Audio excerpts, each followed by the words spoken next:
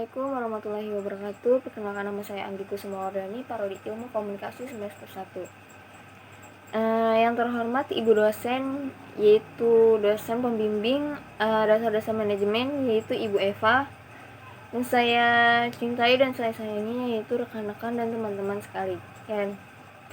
Pertama-tama, vlog kali ini saya akan menjelaskan tentang dasar-dasar manajemen. Yang pertama yaitu fungsi manajemen, pengertian manajemen. Manajemen adalah seni atau proses dalam menyelesaikan sesuatu yang terkait dengan pencapaian tujuan. Apa saja sih yang harus dibutuhkan dalam manajemen? Yang pertama, adanya penggunaan sumber daya organisasi baik SDM maupun faktor produksi lainnya seperti SDA, keuangan, serta informasi. Yang kedua, adanya proses yang berharap mulai dari perencanaan, pengorganisasian, pengarahan, dan pengimplementasian hingga pengendalian dalam pengawasan. Yang ketiga yaitu adanya seni dalam menyelesaikan pekerjaan. Apa sih fungsi manajemen? Yang pertama, fungsi perencanaan atau planning, yaitu upaya antisipasi kecenderungan di masa datang menentukan strategi dan taktik yang tepat. Yang kedua yaitu fungsi pengorganisasian atau yang disebut dengan organizing, bagaimana strategi dilaksanakan dengan kondusif dan semua pihak yang terlibat dalam pelaksanaan secara efektif dan efisien. Yang ketiga yaitu fungsi pengimplementasian atau yang disebut dengan directing. Directing, proses implementasinya program agar bisa dijalankan oleh seluruh pihak dalam organisasi serta proses memotivasi agar semua pihak dapat menjalankan tanggung jawab dengan penuh kesadaran. Yang keempat yaitu fungsi pengendalian dan pengawasan atau yang disebut dengan controlling, yaitu untuk memastikan seluruh kegiatan yang telah direncanakan, diorganisasikan, dan diimplementasikan agar dapat berjalan sesuai target.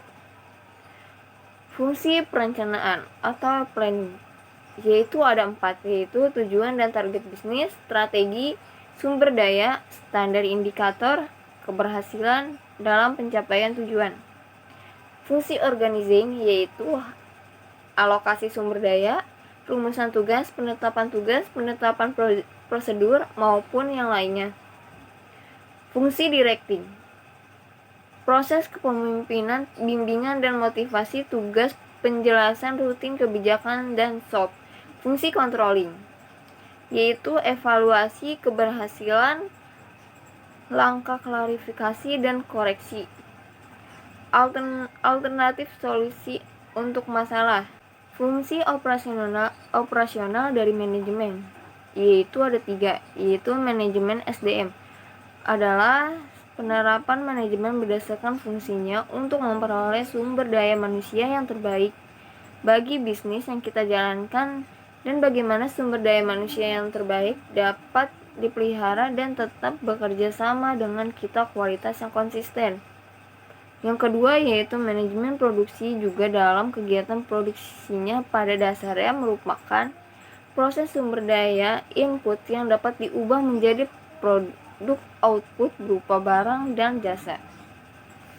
Yang ketiga yaitu manajemen pemasaran, yaitu kegiatan manajemen berdasarkan fungsinya yang pada intinya berusaha mengidentifikasi apa sesungguhnya yang dibutuhkan konsumen dan bagaimana cara pemenuhannya dapat diwujudkan, yaitu survei konsumen, produksi, penjualan, distribusi. Yang keempat yaitu manajemen keuangan. Manajemen keuangan adalah kegiatan manajemen berdasarkan fungsinya yang pada intinya memastikan kegiatan bisnis dilakukan mampu mencapai tujuan secara ekonomis, profit. Manajemen keuangan itu ada 3, yaitu perencanaan modal, alokasi modal, kontrol penjualan produk. Bab 2. Manajer dalam kegiatan manajemen. Pengertian manajer, Bab 2. Manajer dalam kegiatan manajemen. Pengertian manajer adalah orang yang melakukan kegiatan manajemen yang tugasnya bertanggung jawab secara langsung untuk memastikan kegiatan dalam organisasi dijalankan seluruh pengembang tugas. Apa aja sih keahlian manajemen? Yaitu teknis, komunikasi, konseptual, pengambilan keputusan. Keahlian manajemen global. Keahlian manajerial yang tidak hanya fokus di suatu keadaan negara, tetapi juga lintas negara bahkan budaya. Yang kedua yaitu teknologi.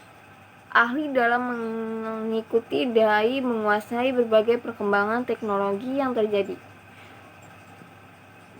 Tingkat manajemen dalam organisasi. Yang pertama yaitu top management, yang kedua middle management, yang ketiga supervisory atau first line management, yang keempat non supervisory management. Tingkat manajemen dalam perusahaan yaitu ada tiga: direktur, wakil direktur, wakil direktur, manajer personalia, dan manajer keuangan. Yang ketiga yaitu wakil direktur, manajer produksi, dan manajer pemasaran. Ringkasan. Manajer orang yang menjalankan kegiatan manajemen. Istilah manajer dipresentasikan oleh istilah lain seperti presiden, ketua, wapres, kabak, dan seterusnya. Yang ketiga yaitu keahlian. Diperlukan agar para manajer dapat menjalankan fungsinya, yaitu teknis konseptual, komunikasi, pengambilan keputusan, pengaturan waktu. Kita masuk ke bab yang ketiga yaitu lingkungan dan budaya organisasi. Organisasi bisnis sebagai bagian dari lingkungan.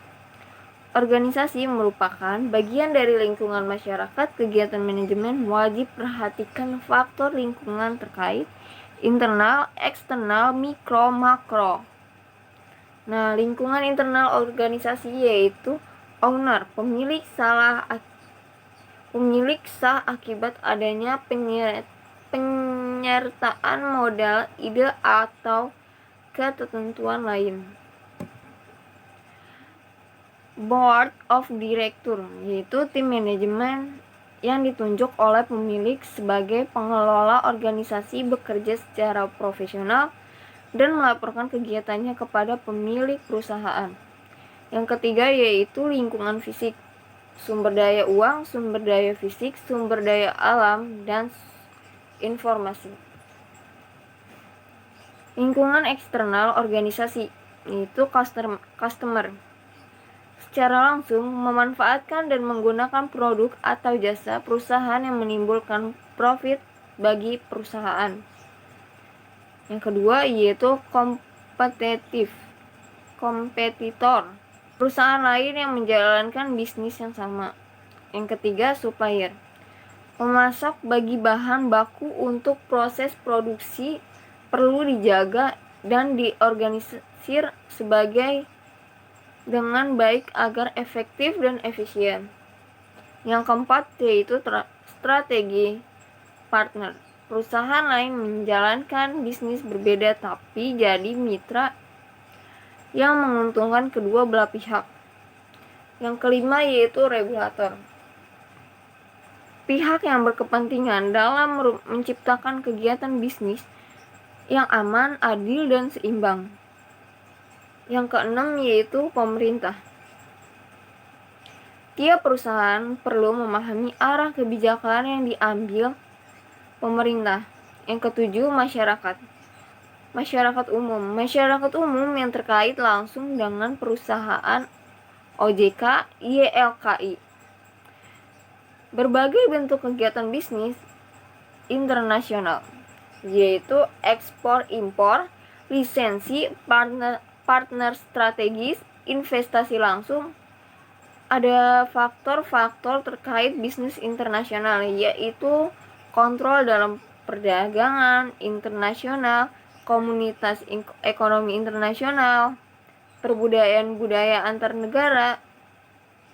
Kita masuk ke bab kelima, yaitu fungsi perencanaan dan pengambilan keputusan. Planning, proses yang dimulai dari penetapan organisasi menentukan strategi untuk pencapaian tujuan organisasi secara menyeluruh untuk mengintegrasikan dan mengkoordinasikan seluruh pekerjaan. Fungsi perencanaan yaitu arahan, minimalisir dampak perubahan, minimalisir pemborosan. Yang keempat yaitu standar kualitas. Apa aja sih persyaratan perencanaan? Persyaratan perencanaan yaitu ada 5. Faktual atau realistis, logis dan rasional, fleksibel, komitmen, komprehensif.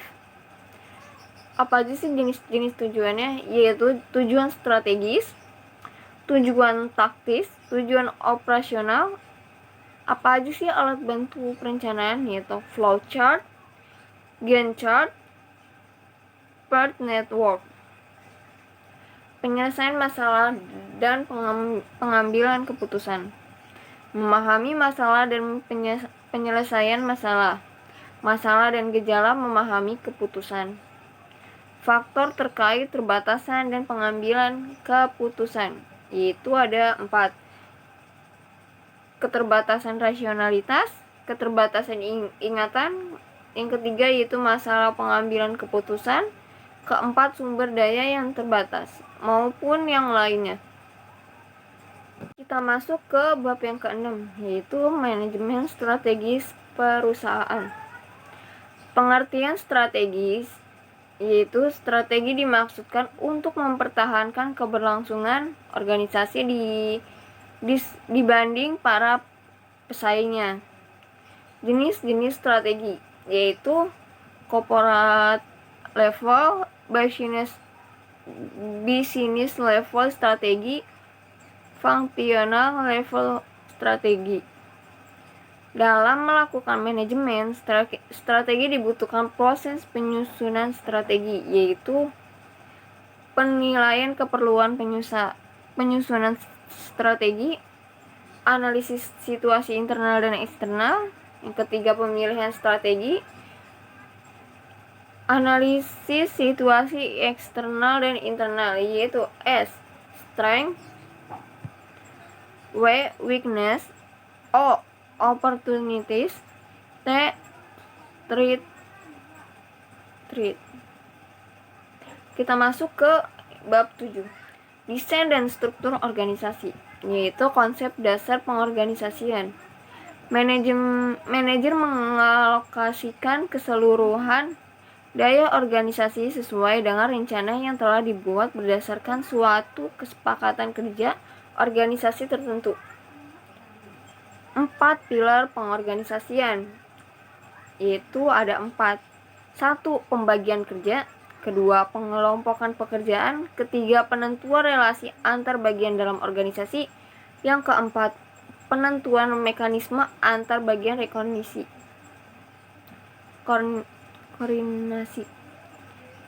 Faktor yang mempengaruhi struktur organisasi yaitu strategi organisasi, skala organisasi, teknologi, lingkungan. Pendekatan dalam proses departementalisasi, yaitu pendekatan fungsional, pendekatan produksi, pendekatan pelanggan, pendekatan geografis, pendekatan matris. Sekian dari saya. Wassalamualaikum warahmatullahi wabarakatuh.